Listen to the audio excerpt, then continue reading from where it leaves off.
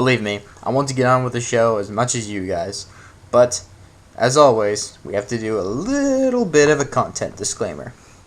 The views and opinions expressed in the media or comments on this channel are those of the speakers or authors, and do not necessarily reflect or represent the views and opinions held by this channel's broadcaster. Due to the social nature of this broadcasting channel, the videos may contain content copyrighted by another entity or person. This channel's owner claims no copyright to said content. The broadcaster of this channel cannot be held accountable for the copyrighted content. The broadcaster of this channel is a messenger and sharer of information and strives to verify, but cannot warrant the accuracy of copyrights or completeness of the information on this channel. Now that we got that out of the way, let's get on with the show.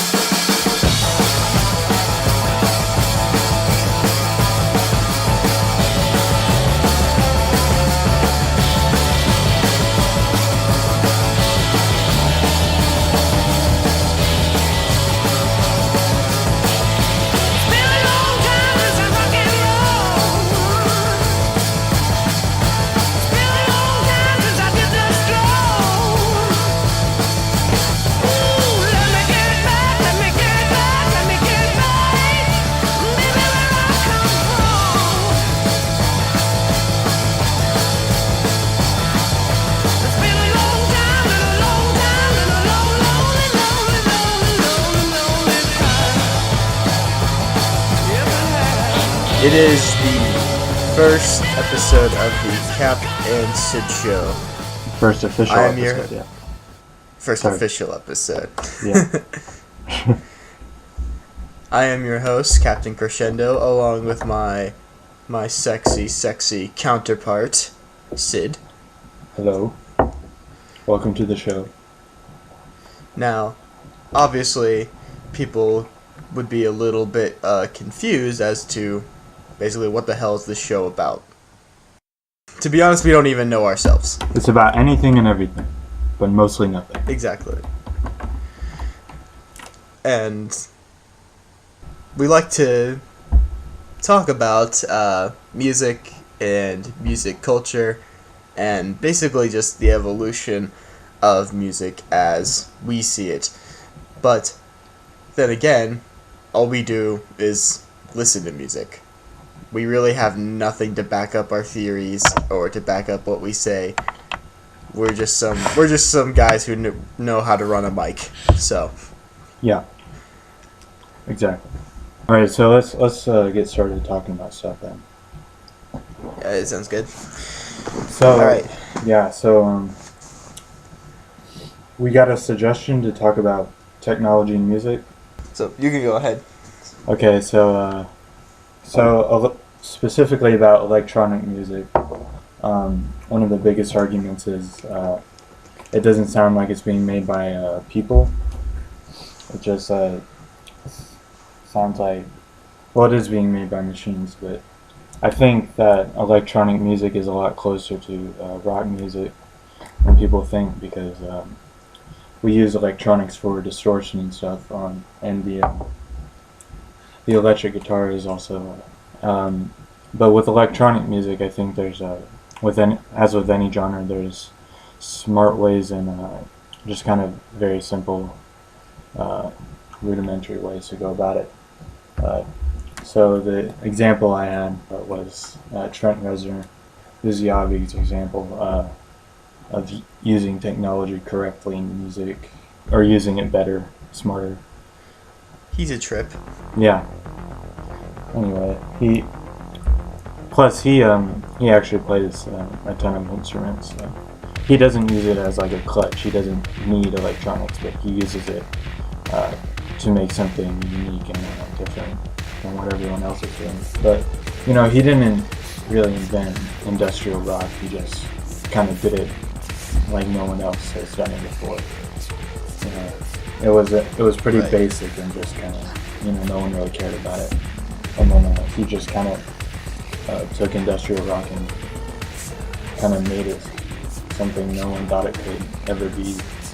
Well, that's the thing. Nobody paid attention to industrial rock. I mean, there were people who liked industrial rock, but not a lot of people listened to it at first because it was.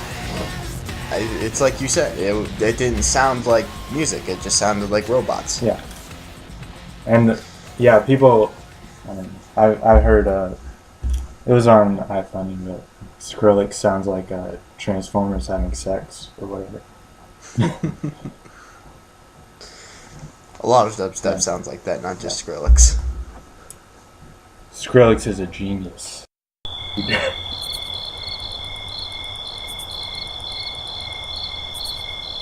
I might have to kill you for that. Yeah, Skrillex on one end and then Trent Reznor on the other end of electronic music. So, but that's with any genre. I think people kind of exclude electronic music and think it's a. I guess people are kind of afraid of it and scared of it. But. Yeah, but here's the thing. With Skrillex, all I knew about dubstep was Skrillex. When I heard of dubstep and when it came out, all I heard about was Skrillex. And I listened to him and I'm like, what is the point of this? I didn't get it. So I was like, Skrillex sucks. I don't like him. Blah, blah, blah, blah. But then I had friends who listened to dubstep a lot, and then I listened to their stuff. And I don't know any names because I didn't care. But a lot of the other somewhat big dubstep artists that are out there, or even the amateur ones that actually have record deals and get paid to do this, it is nothing like Skrillex. It's way, way more basic, or it's just trying too hard to sound like him. Now, even though I don't like Skrillex and I don't like his music, I can definitely see how he's a big influence of the genre. Mm-hmm. But when you compare him to another person who uses technology as music, like Trent Reznor, it is true that Skrillex uses technology to make music that you can normally make with instruments. But is he using it as a crutch? Maybe. Or maybe that's just how it works now. I don't know. I don't think Skrillex can play the guitar, so. I don't know, he has the look. He looks like he could play the guitar, or at least play some chords. Like, if you saw Skrillex in Seattle playing guitar, you wouldn't question it. Skrillex unplugged. I would love to see that. Yeah. I would actually love to see that, to be honest. Me too. That sounds amazing. But you have the singer of Korn beatboxing in the corner. Yeah. I'm glad I'm starting to research stuff more about rock and stuff before I just kind of start saying stuff, because. Well, I mean, you don't want to look like a total idiot. Yeah, but I do a lot. Because I thought, I'm not an expert on Korn, but I thought he was Brian Head Welch was the singer of Korn for a while, but he's not. Yeah, I know a lot of bands, and their bands, like, I love AC/DC. Like, I grew up listening to AC/DC. They were my favorite band when I was in elementary school. I can't give you a name. I don't know any names of that band other than Angus Young. That's pretty much it. Yeah, and shows you what I know. Yeah, I don't think even hardcore AC/DC fans know anyone else. But I mean, it's so. I mean, I could. It kind of doesn't really matter, because a lot of the instrumentation of AC/DC, other than it's kind of simple somewhat. Yeah, but it's. I mean, the drums it's just a simple beat. Yeah, but I don't know. There's just a certain kind of energy when you listen to AC/DC is, yeah, it's simple, and a lot of middle schoolers can play the guitar and the bass part, and you just find that one middle schooler who's been smoking since he was 5, and he can sing AC/DC. But I don't know. There's just this certain kind of energy where I listen to AC/DC, and I just can't help but headbang to myself. It's also like, I don't know. It's music's fucking weird. I can't explain it. Yeah, I know what you mean. Or I'll pretend to. Yeah. Just smile and nod. Just smile and nod. Yeah. That's what I pay you for, just to agree with everything I say. Now, ignoring what I just said about AC/DC and all of that, rewinding back to our original topic, along with with people who do things kind of like dubstep and Skrillex, where they use samples of beats or noises that they get off of websites or they get off of other songs from other people. Now, that's all well and good, but the thing is, 98% of the people that use those samples use just those samples, and it makes it all sound the same. But when you look at somebody who, again, it's no shock to you, Sid, that I'm bringing him up, but for those of you at home, Mike Patton is my all-time, well, I shouldn't say my all-time favorite, but he's definitely up there. I have followed him ever since I was in middle school, and my obsession of him and his musical career only expanded from there, to the point where I think he's either some sort of deity walking among us, or at least some sort of alien trying to communicate with us.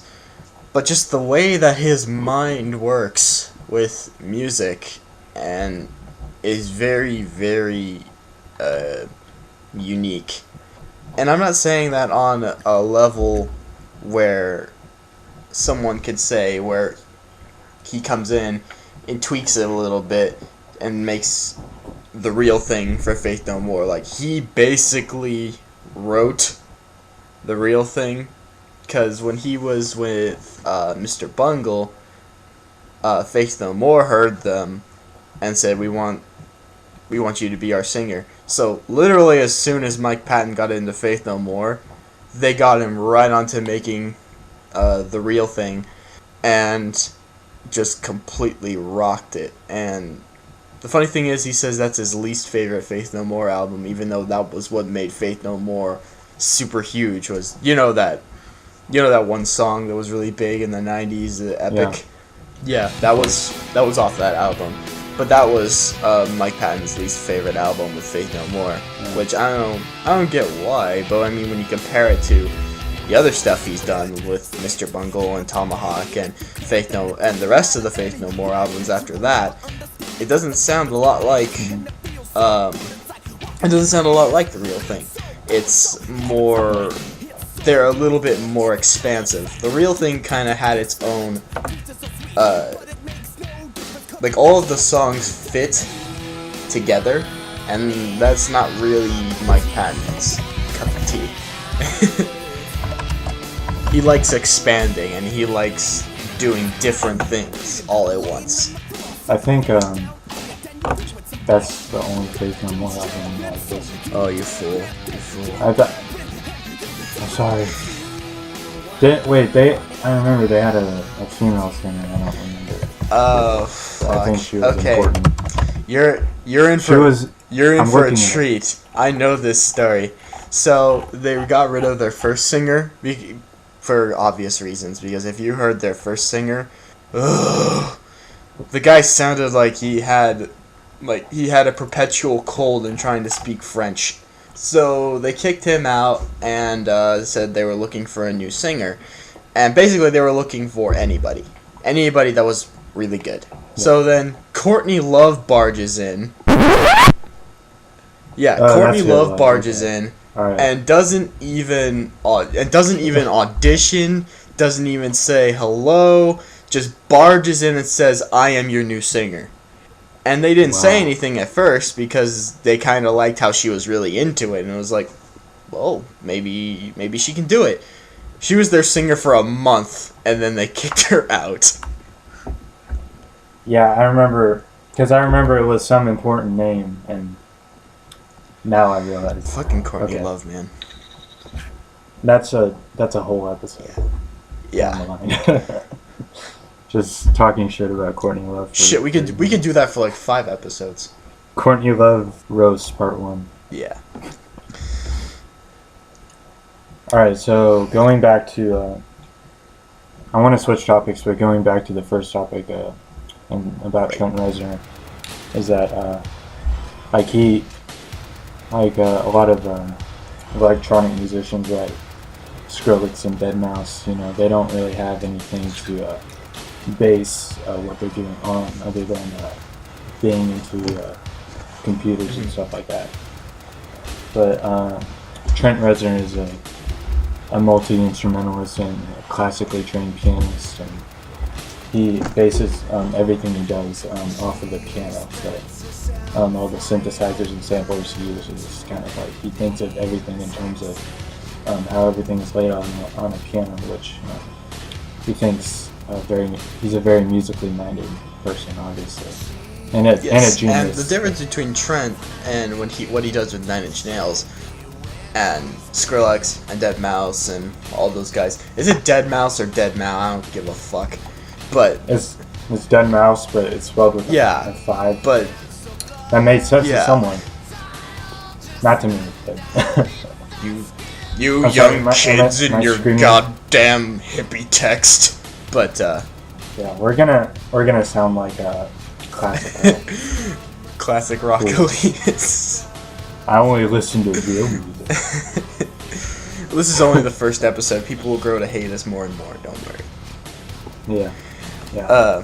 But anyways, back to the difference between Trent and what he does, compared to deadmau5 or Skrillex, is that Trent he puts his guts into it, Like, you can't listen to the Downward Spiral and just not feel his soul just getting ripped apart. Like, the Downward Spiral is the soundtrack of a broken man, literally. Well, not literally. I mean, he's not physically broken. Alright, just... He didn't have any broken bones. No, not physically broken, but like mentally and. Yeah, I know. I always think it's funny when people think that Trent covered Johnny Cash's song. Fucking. I mean, I guess that's a logical conclusion if you didn't know it was his song, but. And don't get me wrong, I love what the Man in Black did with it. I thought it was really cool, but I like Trent Reznor's version more. Sue me. Me too. Yeah, I get a lot of shit for that, but it's like, I mean, because Johnny Cash didn't even pick it. He didn't even want to do it. I mean, it was just Rick Rubin who said, "Hey, you're doing this." And I said, "I don't want to do that." And then he ended up doing it, but yeah. But Johnny Cash kind of like found his own meaning in it. Yeah. It's a completely different song and it means something completely different. Yeah, but I can understand why people would get that confused, though. Because even Trent Reznor himself said that when Johnny... Because before they released the song, they sent it to Trent to basically get his approval. And because Trent didn't want to have his song be ruined and sound shitty.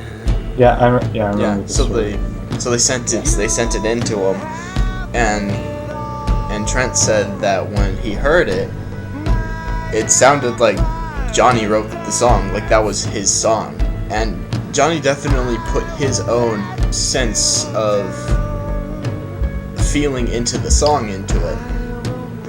They sound like two different songs. Yeah, but I mean, I like Trent's version a lot more. I do. That was like really, really deep. That was about. If I remember correctly, and if I remember what my dad brainwashed into my head to be true, Hurt was about...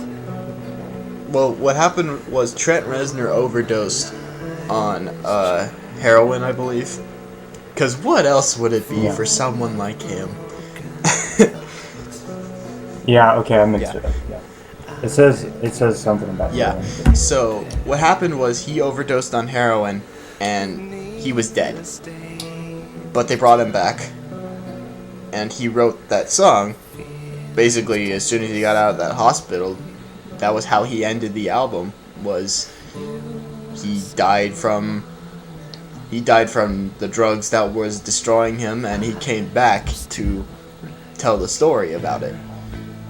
And that was kind of what the downward spiral is. It's about a man and his shitty life and how his drug habit to cope with his shitty life ended up destroying him. Mm-hmm. And there was really no better way to end it than with Hurt. I mean, that was just the ending of Hurt when you go from that somber, basic chords on the piano to the end where you hear like the big... I hope you have the volume. Yeah, like the big concert bass drum in the background. I don't know. It was just something like that. It just peaked in me like, just, damn, this is heavy. And I mean, not heavy as in like Pantera or something. I mean, it's just emotionally just, fuck. Yeah. I mean, I think that's probably the most emotionally charged song, or one of them that I've ever listened to. Because, like, I don't know, you can hear it in his voice and stuff. I mean, the man fucking died and came back. How could you not be emotional? Yeah. And that's so I'm gonna sound like I don't know anything, which is partly true. Well, isn't that why we have this show to begin with? Is for people to feel musically superior than us? Yeah. Of course. All right, so. I think we've done enough dick riding of Trent Reznor for today. Yeah. I mean, we could always do more, but I think people are tired of us talking about Trent Reznor. Now, with more technology in music, like you said, distortion technically is technology in music. To get just a slight crunch to play punk, or to do some British metal or British rock, that's technology. That's electricity coming from your guitar, going into a filter, and coming out as distortion. And I wouldn't say that technology in music is bad, because like you said, if it wasn't for technology, there would be no Nine Inch Nails. There would be no Slayer, there would be no Metallica, and there would be no Big Four. Because can you imagine if Slayer and Metallica and Megadeth performed the songs they did with just an acoustic guitar? It would sound fucking horrible. It'd be entertaining for like 2 seconds. But I mean, like, give me the. But I mean, if distortion never existed, and Metallica, Slayer, and Megadeth, and Anthrax tried to go about what they did with acoustic guitars, no one would listen to them. They'd just be like, what the fuck are you doing? Oh yeah, and there would be no Radiohead. There would be no Creep. Radiohead is another example of that. But we're not going to get into that. I think we've beat this subject to death at this point. Well, it's better than bouncing back and forth between different subjects. Alright. Let's see. One thing that I do like with technology and music is, one, distortion, because nothing covers up my mistakes better than distortion. I look like a fucking god when I crank it up to intense levels. I can play anything and make it sound like I've been playing satanic metal for 20 years, and I'm fucking 18, so... One thing that I kind of have a love-hate relationship with is keyboards, like synthetic keyboards. with Stevie, like when Stevie Ray Vaughan, when he played, he was just a trio, and he was fucking awesome. But then he got a keyboard player, and I have no idea why. But when he got the keyboard player, it just didn't sound right. It made it sound very, very... No, not very. But it just made it sound a little bit more basic. Yeah. Yeah. And there's a lot of bands today where you have a keyboard player, and you can't tell what the fuck they're doing. Because they just get blocked out by everything else. I mean, you could see them like fucking rocking out on the keyboards, and they have like a fucking 3 keyboards around them. They're playing both of them at once, but you can't hear them, and you're just like, what the fuck are you doing? Yeah, keyboard players, that's another good point, because there are many keyboard players that are just amazing. I think the obvious example would be... well, when you go to back to the 60s, there were also plenty of... Oh, yeah. Well, because electric... Like electric guitars and electric technology, that was the big thing back then. So, with...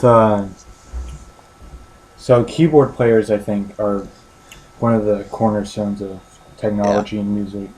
Like the argument for it, I guess. Because going back to the... I think the most famous examples would be Richard Wright, and obviously, and then with the Doors you have Ray Manzarek. God rest his soul. Yes, but you know that he was what set the Doors apart from all the other bands in the '60s. You know, it really wasn't Jim Morrison; it was Ray Manzarek, because the keyboard sound was like the principal part of how unique the Doors were. Jim Morrison was pretty crucial to the Doors also. Well, yeah, I mean, obviously there would be none of them. I'm just saying that. But yeah, I get what you mean. Like, if you listen... Musically, the organ sound. Yeah, if you listen to the Doors and you took out the keyboard, it just wouldn't be the Doors. It doesn't sound right. Yeah, I mean, Jim Morrison was obviously... Robbie Krieger were the main songwriters in the band, but Ray Manzarek's keyboard playing, most specifically the electric organ, it was that was like their sound musically, and of course Jim's voice, and performing. But the thing that was interesting was that his keyboarding wasn't amazing. You know, it's not like he was fucking the fucking Beethoven of the 60s, you know? He wasn't doing crazy-ass scales or anything like that. He just did little things that just fit. Yeah. That's another interesting thing, because the Doors didn't have a bass player, because he was a bass player. He played the keyboard bass with his left hand, and then organ with his right hand. Right. And he kind of played 2 instruments at once, basically. Yeah. And they were both electric keyboard bass. I'm so out of it. Like, every single day, I get out of bed and never. Okay, you talk. I'm falling asleep right now. You going out on me? Okay. No. All right. I'm awake now. Okay. Keyboard players are also pretty crucial today. Not as big, but Dean Fertitta, or however you say his name, from keyboard player from Queens of the Stone Age and the Dead Weather. He's also a great modern example of a good keyboard player, but he's not as big as Richard Wright or Ray Manzarek, but he's still probably the best example of a modern keyboard player, aside from Trent Reznor.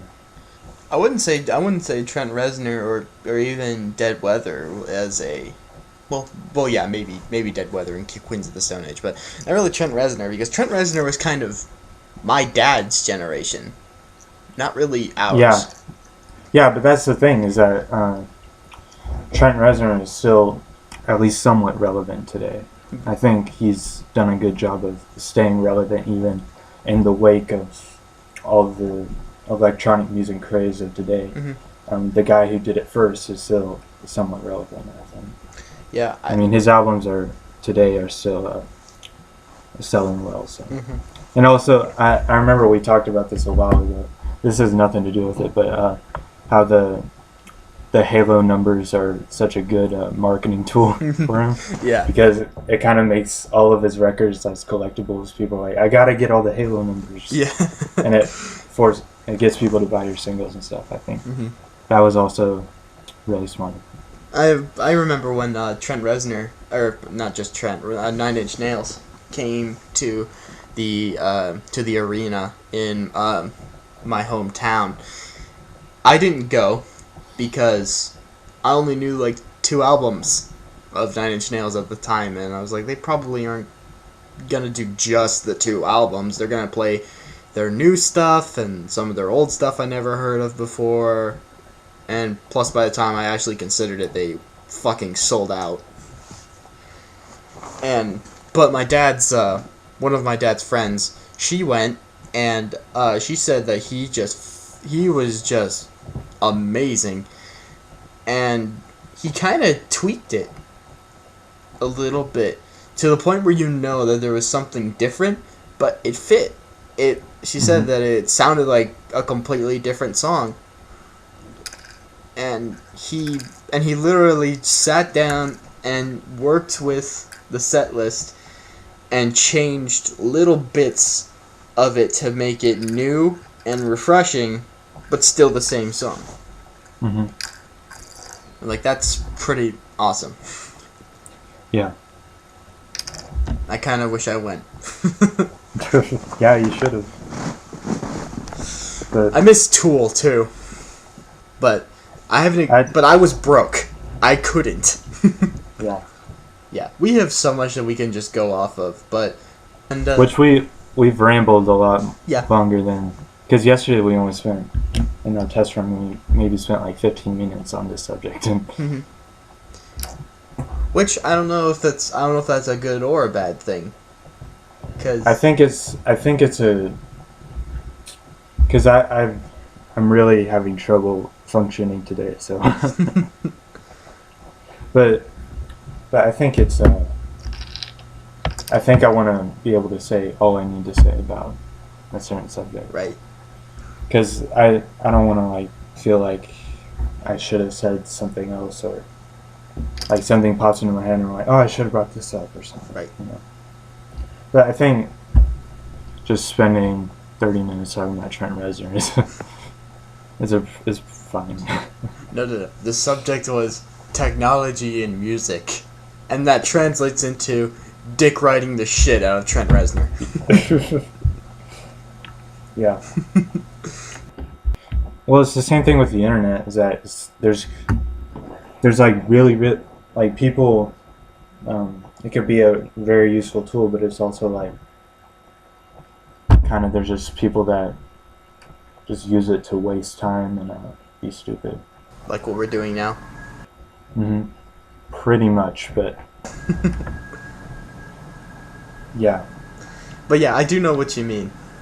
Yeah, I think I've restated myself at least 5 times this episode, and then just kind of halfway through what I'm saying, just my brain stops working and I start falling asleep. How? I don't know, because I feel very strange right now because I took some caffeine. It's just like this energy shot thing, and it's like there's part of me that has a lot of energy, but then there's another part of me that just like my brain feels like static on the TV. You know, that's kind of how my brain feels right now. I think I might have accidentally snorted some coke. just I might have. I fell. Yeah, I woke up this morning and tripped, and I just snorted a whole line of coke. Yeah. Total accident. Yeah, two lines of coke. I just I snorted the first line, then I tripped, and then the second line was on the floor. The first one was just to wake me up. The second one was a total accident. I swear. I was just inhaling. I didn't mean to. It was in the air, man. I couldn't help it.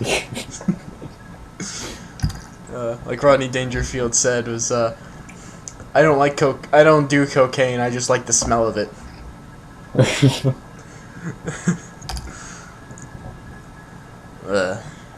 Fucking drugs, man. Yeah, that's another episode. Drugs and music. That'd be a pretty Yeah. good topic. Oh man. You could do a whole section on that.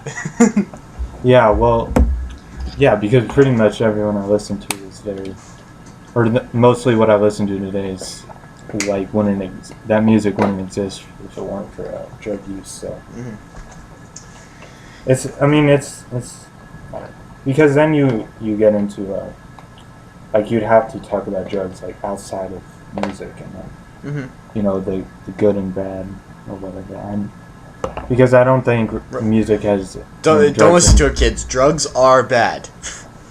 But drugs have never negatively affected music. No. So, they're good for music, but they're bad for you. Yeah.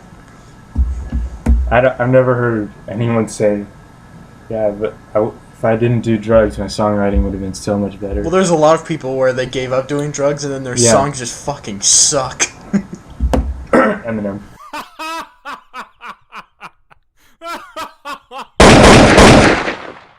Oh my god! Alright, Speaking of drugs and music, Black Sabbath is writing another album. Okay, yeah. I'll let you talk about that because I haven't been up on the news. So. I don't know much. I don't know much about it yet because I don't think anyone does. But yeah, they haven't released a lot about it yet. All I know is when they released 13, and I heard that Black Sabbath released a comeback album. I wouldn't really say it's a comeback album. It was kind of more like a reunion album. except for I could have died right then and there and just died a happy man, and I didn't, because Faith No More was coming out with a new album, and then that point when the album comes out, then I can die a happy man. But 13 just rocked. I mean, I fucking loved it, and it was still very true to the Black Sabbath sound, because just Tommy Iommi is fucking amazing. Geezer Butler is fucking amazing, and as much as I'd hate to say it, Ozzy kind of was part of the Black Sabbath sound. And when Ozzy left Black Sabbath, the change your sound, basically. Yeah, and when they replaced him with Dio, it didn't sound like Black Sabbath. It sounded like Dio. Yeah. And then Sharon Osbourne got her panties in a twist, and then they had to change the new Black Sabbath to Heaven and Hell. But yeah. Well, yeah, because Tony, when he was he basically invented doom metal, so I owe a lot to him, definitely. But when I first heard about 13, I was like pissed off, kind of. Why? To an extent, because Bill Ward wasn't part of it. Fuck him. He is he's one of my favorite drummers in the early years of Black Sabbath. Do you know why? No. Because I don't know how much they offered. Like, everyone in the group got paid X amount of dollars to come in and do this. Oh yeah, I think I heard about it. But I don't know what that number was, but let's say hypothetically it was $2 million. That's not a lot for Black Sabbath members, but let's say it is. And they went over to him and they said, we'll pay you $2 million to come in and do this album. And so then he said, I'll do it for like double that or some other fucking ludicrous price. And basically they were just like, fuck you, we're just gonna get someone else. So so fuck him in that regard, because that was kind of an asshole thing to do. But yeah. Still, in the early years of Black Sabbath, I really liked his drumming. I mean, he's not John Bonham or anything like that, but he's still. I don't think it really affected their sound that much on 13, but I mean, it's still like to an extent. It's not really a full reunion to an extent, but it's still really good. Yeah. Because I don't know. I'm just willing to take what I can get at this point because Tony Iommi. As long as Tony Iommi and Ozzy Osbourne are making music, that's fine. And Geezer Butler. Don't forget Geezer. Yeah, I know. Who the fuck names their kid Geezer? Oh my god. Who names their kid, I don't know where I was going with that. I seriously didn't have a name in mind. I was just trying to... Really? Out of all of Frank Zappa's kids, you couldn't have used one of them? Who the fuck names their kid Dweezil? What the fuck is a Dweezil? I don't know. I think people just want to have a unique name to give their kids. Is that like a Dutch weasel? I don't remember all of their names, but all I remember is Dweezil, Moon Unit. Dweezil. What? He has a daughter named Moon Unit. I swear to God. Oh my god. I think he has like 5 kids and they all have fucking ridiculous names. Man. Dweezil's actually a musician. Oh my god. Like, I don't know, we could talk a lot about kids who just make money off of kids that, kids of famous musicians that kind of go on to just play their parents' songs and stuff like that. I think there are good ones like Danny Harrison. Mm-hmm. And I think Bob Marley's son, Ziggy Marley, yeah, that's his son. He does Bob Marley's songs? Yeah. Huh. And I think he's actually pretty good, but I don't know if he does any original material. I think Danny Harrison does it. Well, Bob Marley was such a big influence in his genre of music. I mean, if you're his son, it's kind of expected of you to play his songs every now and then. Yeah, that's basically the closest you can get to seeing Bob Marley. Exactly. So. And who was that? I'm not an expert on country, but you know a lot about this. Hank Williams. Yeah. I might have to bring up Hank Williams if we ever get on the topic of country music. Just touch on it a little bit right now because and then didn't Hank Williams III, he was like a really cool guy, right? Oh yeah. Or am I wrong? He's a cool dude. So, along with doing his own thing with playing country music under the name Hank 3, he also does metal and death metal stuff with his other band, Ass Jack. That's awesome. Yeah, Ass Jack is one of the few death metal bands I can stand because they are definitely more oriented towards Slayer and Sepultura and stuff like that. A little bit more death oriented than. I mean, they do like death growling and stuff, but I mean, they're not Cannibal Corpse. No. Which I have no problem with Cannibal Corpse. It's just that I can only take them in small doses. Yeah, I mean, people assume I listen to death metal because I listen to doom metal, but they're just on completely separate planets. I mean, you're going to have to do a subject on that because I don't know shit about the difference. So, unfortunately, ladies and gentlemen, we have run out of time, and we will have to continue this on episode 2, whenever the fuck that will come out. Hopefully next week. Hopefully soon. Yeah. But like I said in the beginning, we have no idea what we're doing. And we want you to realize that. But even though we don't know what we're doing, please know that it's for your entertainment only, not ours. So, in conclusion, Trent Reznor's fucking awesome. Yes. That's how you summarize 3/4 of this episode. Yeah. This is Captain Crescendo. That's it. Signing off. Anything else you want to add? Yeah. Eventually, we don't know how we're going to figure it out, but we'd like to have a special guest on the show, so if you know anyone that's particularly interesting, I guess you can kick one of us, and maybe eventually we'll have them on. Yeah. If we figure out how to do it. Once we learn how to be less incompetent. Yeah. Farewell, and we will see you next time.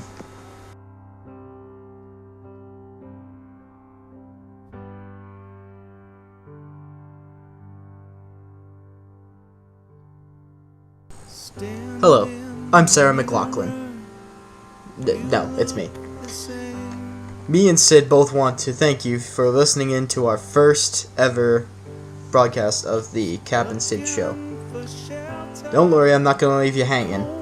There are some of you on here who are wondering, hey, what songs are on this episode? Well, I'm here to tell you.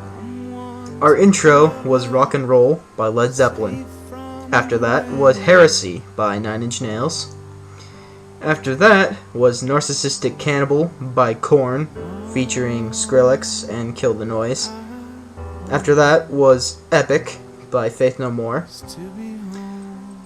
Next was Reptile by 9 Inch Nails, followed by Hurt by 9 Inch Nails.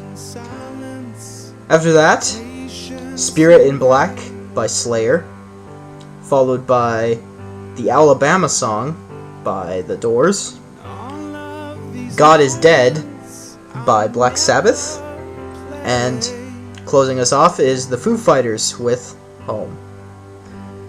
Thank you for your attention, and we hope to see you again next time.